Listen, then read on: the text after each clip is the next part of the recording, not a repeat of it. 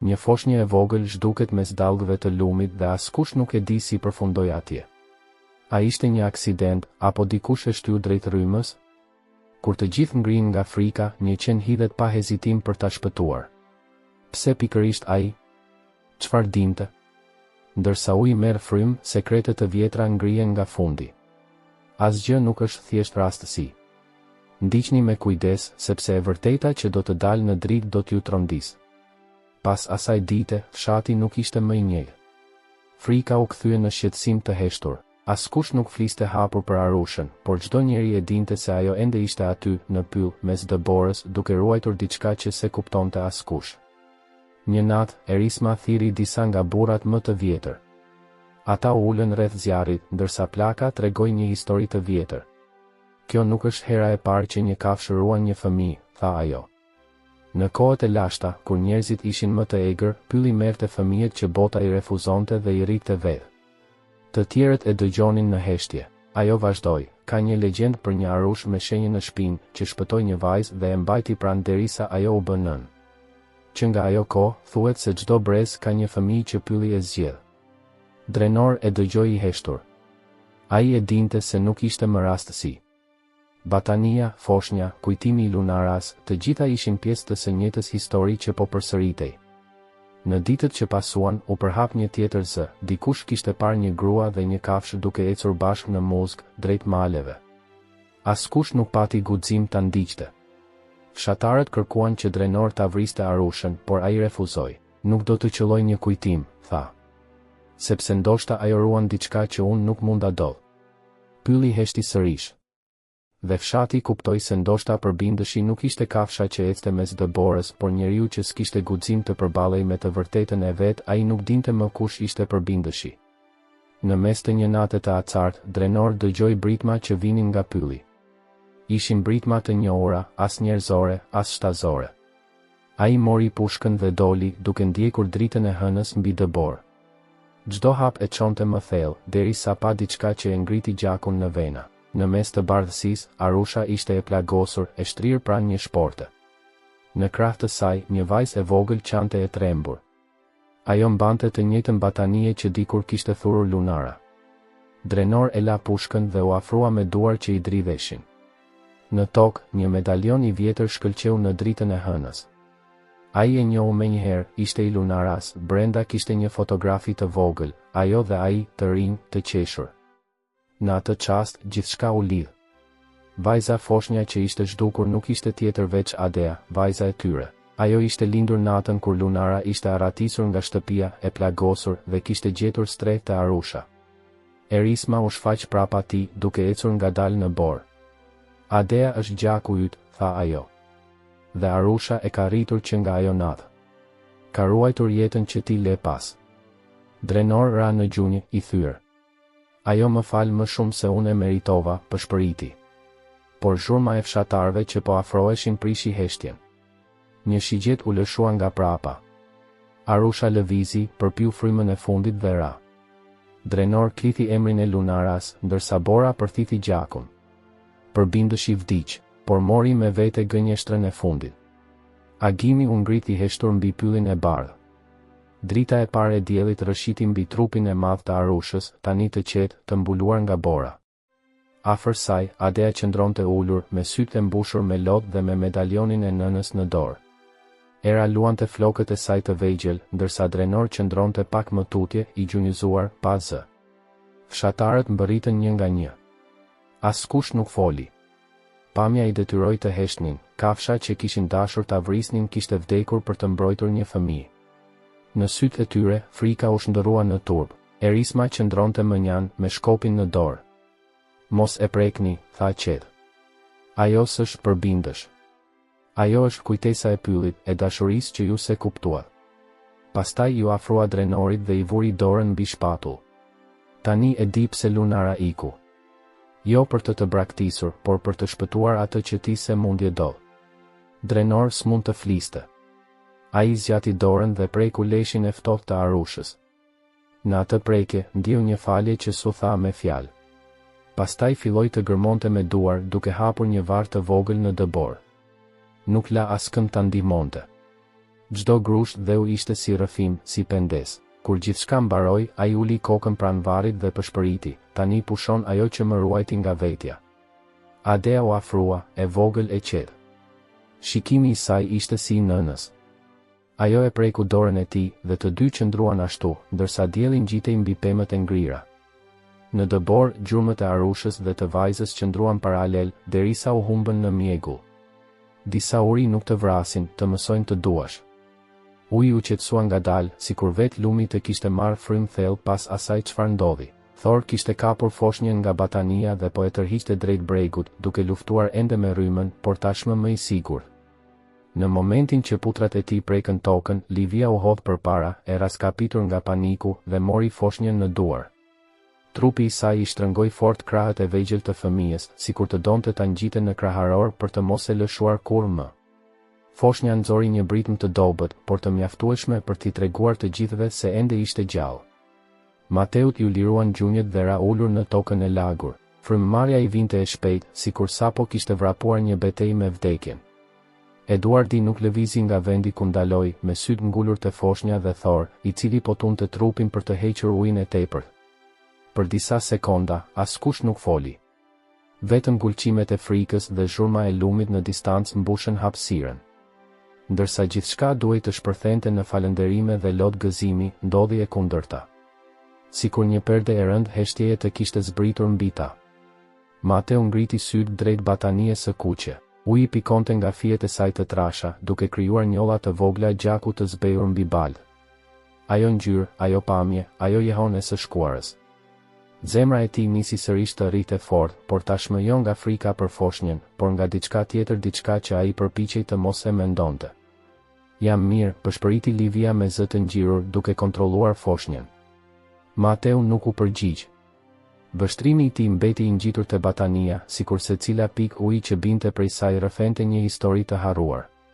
Eduardi u përpoq të dukej i fortë, por duart i dridheshin. I fërkoi nervozisht, pastaj u kthye drejt fshatit. Duhet njoftuar dik që merret me gjëra të tilla. Zëri i tij u ndërpre, si të kishte harruar çfarë do të thoshte më tej. Eunisa, e cila banonte më afër lumit, doli nga pas një gardhi të vjetër me sy të zgurdulluar. Dukej sikur e kishte parë gjithçka. U afrua ngadalë, me kujdes, me kokën pak të ulur, pa guxuar të shikonte drejt lumit. E gjetët, tha ajo me një zë shumë të ulët që mezi dëgjoi. Mendoja se këtë herë, u ndal menjëherë, si të kishte thënë një fjalë të ndaluar. Mateu e pa drejt e në sy. Ai pa aty frikë. Pa faj, pa diçka të pashpjegueshme. Këtë herë çfarë? Pyeti ai. Eunisa u tërhoq një hap prapa, duke fshehur duart pas shpinës. Asgjë më fal. Vështrimet e të gjithëve nisën të kryqëzohen, të ngarkuara me ndjenjen e një sekreti të rëndë që po rrotullohej në ajër. Një hije dyshimi që ulej mbi çdo frymëmarrje. Zërat e fshehtë të banorëve nisën të qarkullojnë. Disa gra që e pan skenën nga larg filluan të pëshpërisin, duke treguar me gisht. Të tjerë u afruan pak e nga pak, por askush nuk kishte guxim të dilte hapur me pyetjet që u digjnin në buzë. Mateu nuk i dëgjoi thashë themel. Ishte i përqendruar vetëm te batania. Ai e mori atë me kujdes, me gishta që i dridheshin, dhe syt ju zmadhuan sa po dalloi një detaj të vogël të qepur në njërin cep, një yll i bardh, paksa i shyr, por ende i dallueshëm. Ai yll ishte pjesë e një kujtimi që e mbante të gjallë natë pas nate. Këtë batanie e njoh, tha ai me zë të ulët, pa ju drejtuar askujt në veçanti. Eduardi ngriti kokën menjëherë. Mateo. Jo, baba, e ndërpreu ai. Nuk e kam gabim. Heshtja u trash edhe më shumë. Madje edhe lumi dukej sikur e uli zhurmën për të dëgjuar. Në xhamin e syve të Mateut u pasqyrua një çast nga e shkuara, një mbrëmje e errët, një vajtim, një emër, Lukas. Livia e vuri re ndryshimin në fytyrën e tij.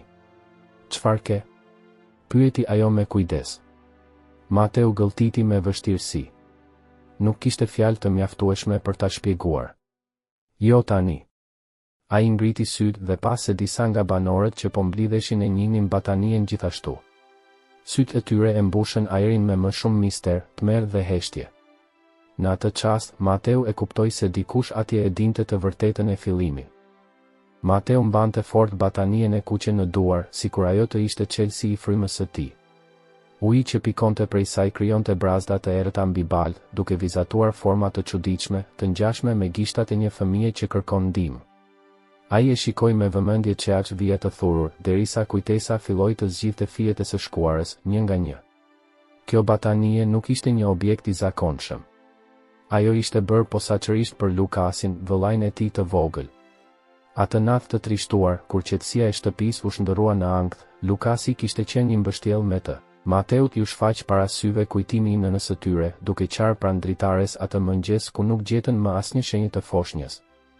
Lumi kishte marrë gjithçka, thanë ata. Ishin vetëm fjalë por plagë të pashërueshme për Mateun. Fryma i u drodh. Kjo është e ti, tha ai me zë të shuar, por i bindur plotësisht.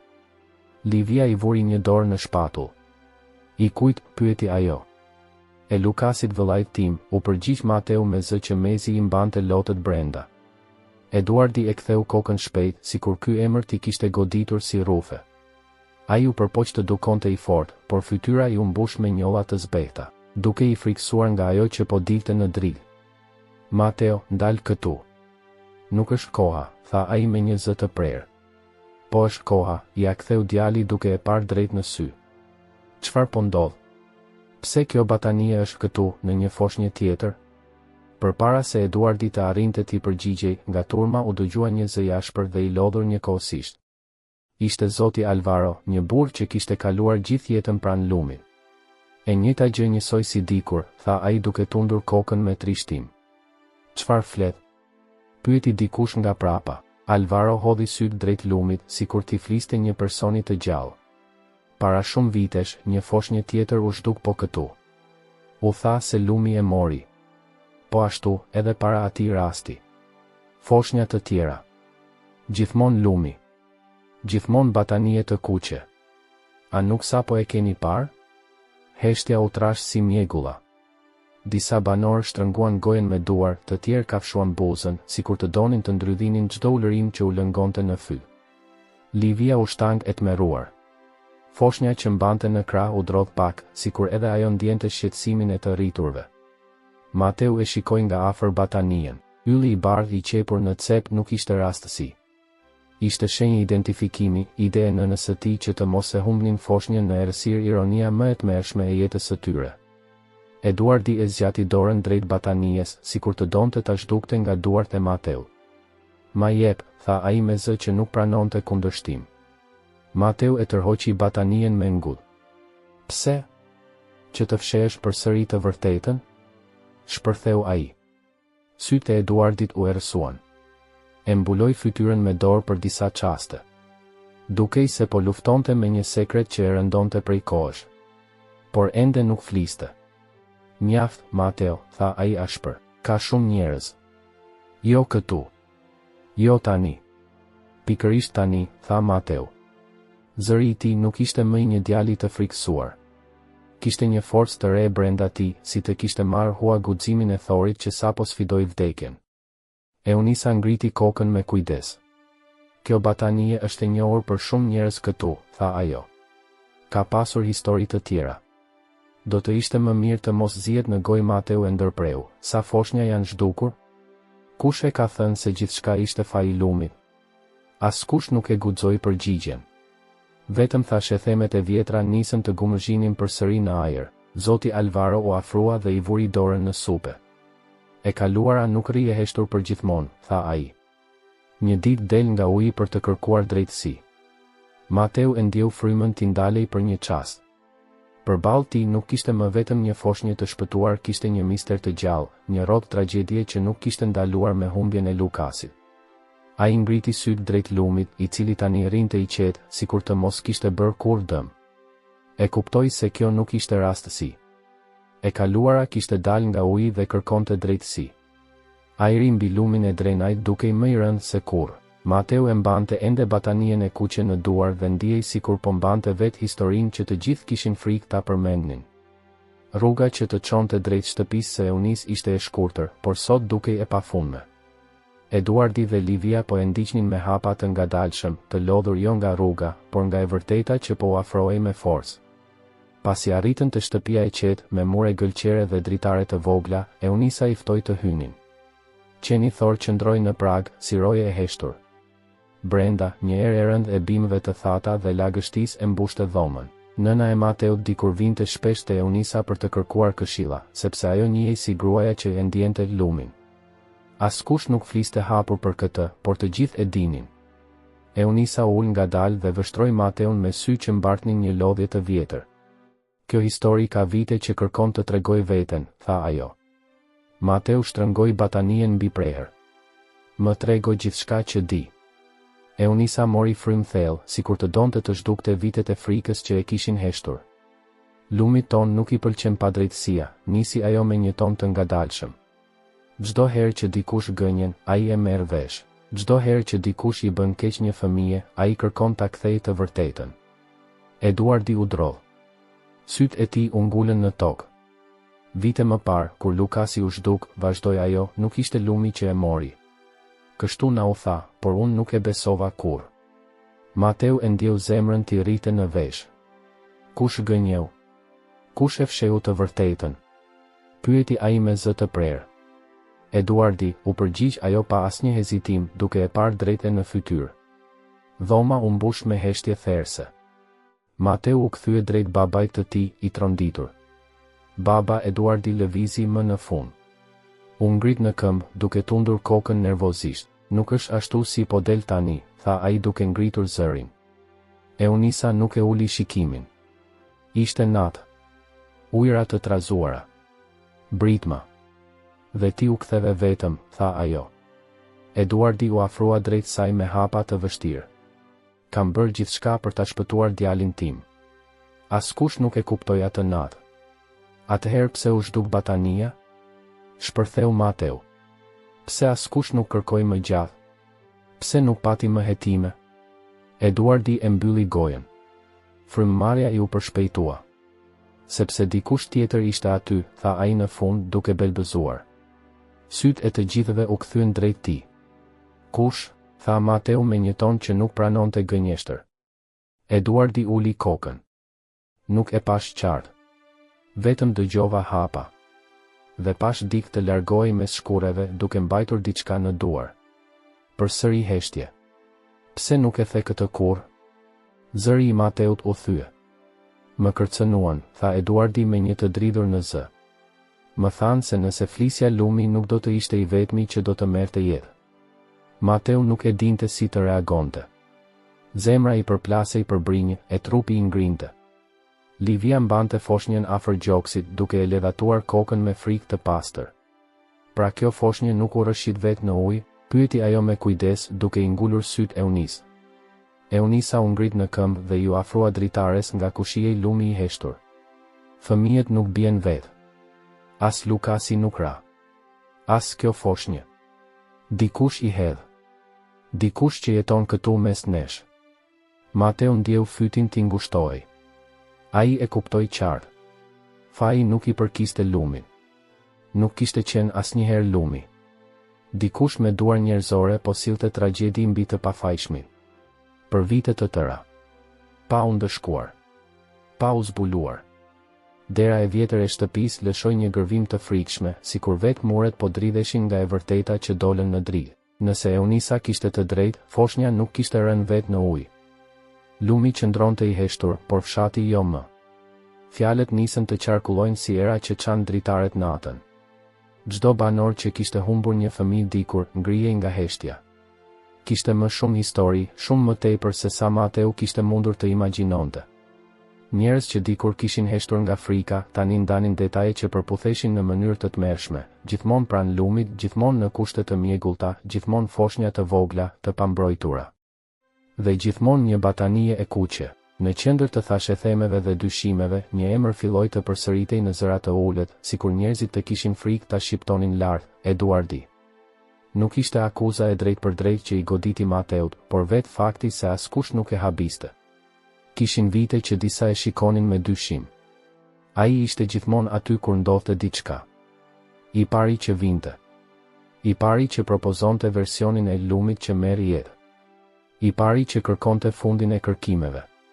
Mateu e vështroi të atin me sy të ngrirë. Eduardi dukej më i vogël se kur, i tkurrur nga pesha e dyshimeve. Nuk fliste. Nuk mohonte. Heshtja e tij fliste më tepër se fjalët.